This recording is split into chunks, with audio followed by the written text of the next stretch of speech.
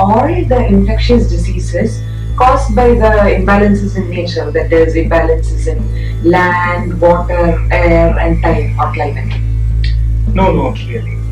Because in Ayurveda, we have distinguished Janapadodvamsa Vyadhis and Sankramika Rogas. So Janapadodvamsa Vyadhis are those which can escalate into what you call as an epidemic or a pandemic. Janapada means a human settlement. So it is quite a large area.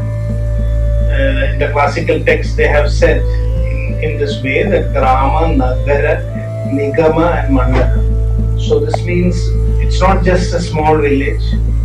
The scale of the spread of the disease will be quite large. That is why it is called as a Janapadodvamsa, which means people living in a large area will get affected.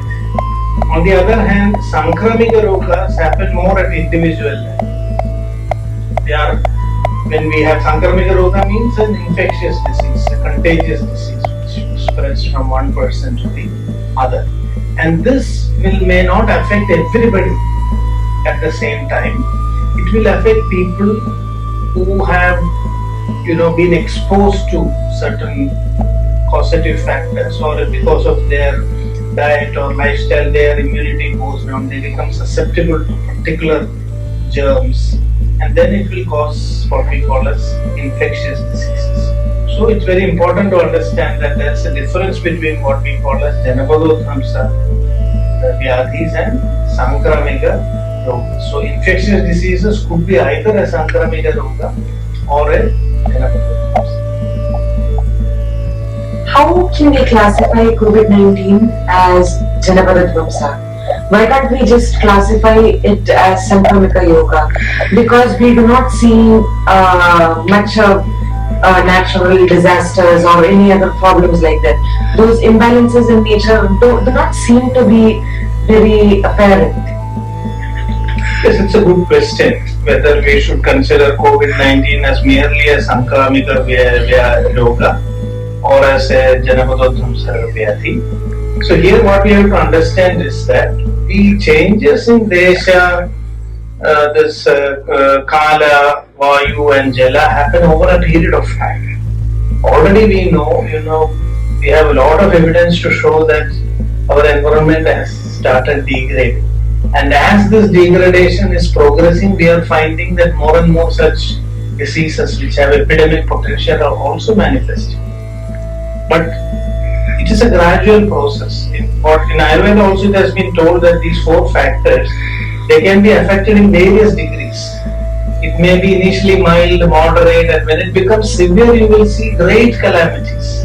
And if you look back at the whole history in the last 10-20 years, the number of national calamities, disasters, the degradation of soil, water sources are becoming impure, our air has become very polluted.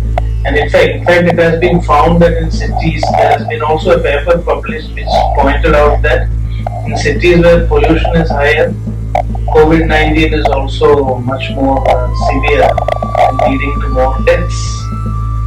So we know just some days back we found that the Arctic region is unusually hot. It's very, very unusual. So changes are happening. The thing is, we cannot wait till it becomes very obvious. That is the mistake we are doing. Because now we are saying it is raining, there are rains, what is there, plants are there everywhere. So the changes are happening slowly. We had SARS, we had MERS, we had swine flu, we had Nipah. These were all warnings. Nature is also giving us warnings step by step slowly, so that we must consider that these warnings are giving us time to change. But if we don't change, the damage in the environment is going to, now it is mild, may become moderate, it will become severe, and then so COVID-19 is the real warning. Because when SARS got controlled, when Nipah got controlled, we thought that COVID-19 will also get controlled. But now the tables are turning. So this is again an opportunity for us to understand, because COVID-19 itself has made a lot of changes in nature. It is telling us how we have to change our life. No flights. Flights cause so much damage to the environment. No travel. We are now not killing animals or destroying nature as much as we used to do. We are unable to do it. So our life has become simple.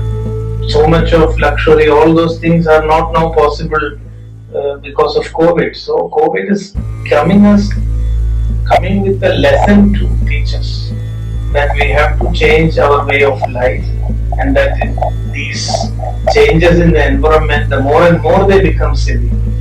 So after the COVID outbreak, the words like Ganga and Yamuna have become much purer than they used to be earlier. So we cannot say, so because those changes are there, and because COVID-19 is also affecting a lot of people very easily, even though they are from different backgrounds. Anybody who gets exposed to this virus can get infected, though all of them may not be symptomatic, and the severity of the symptoms may change. A Janapadotwamsa is supposed to affect every person which that disease infects equally, right? So, but you mean everybody should get the same presentation of the disease? But in COVID-19, we see that it is manifesting differently in different people. So, is it right that we are classifying COVID-19 as a Janapadotwamsa? Oh, that's a very good question. See, what the classical Ayurvedic texts have said is that everybody will be affected by the same disease. Samana Linga is also said, you read that, almost the same symptoms. But we have to take it in this way that no disease will affect everybody the same. So we have to understand here what they said. We know now that everybody is affected by the same diseases. Otherwise, we would have considered that each person is having a different disease. So that is what the text is telling. Even though there may be individual variations, because everybody is not the same, the fact that everybody is getting affected by that disease, which we are identifying as a single disease, that's the important thing. So the single disease is affecting everybody. And this Charaka has told also that people who are having better immunity, Charaka Samhita has described that before this pandemic, we have to do body cleansing, take immune enhancing herbs like Asayana, take powerful medicines. And those who are having good immunity, and they will be able to survive the epidemic. It has been very clearly told. So it means that the way we respond to that epidemic can be different in different individuals. But anybody who is exposed to that virus has a risk of contracting the disease, though there may be slight variation in the symptoms. So for these reasons, because there is a background damage in nature, and epidemics like COVID-19, we already had previous many epidemics coming, and now there is a fear that in China, pigs are being affected by a new strain of influenza virus. It is very likely, and some of these, there is an indication that this could jump to humans, and another kind of pandemic would come. So this is because we are still not learning the lesson. We are still encroaching into animal habitats, over-exploiting animals. So more pandemics are, in the pipeline. We continue our pace like this. So I think it's important for us to recognize COVID-19 as a Janapadotwamsa, because then only we can take the corrective measures. If we simply dismiss it as a Sankramika Roga, we will not take the necessary care. Because the real thing that we need to do now is to change the way we are dealing with our environment and the way we are living our lives. So this is a very, very strong warning. And if we do that, then we can completely change the course of human destiny and the future of humanity.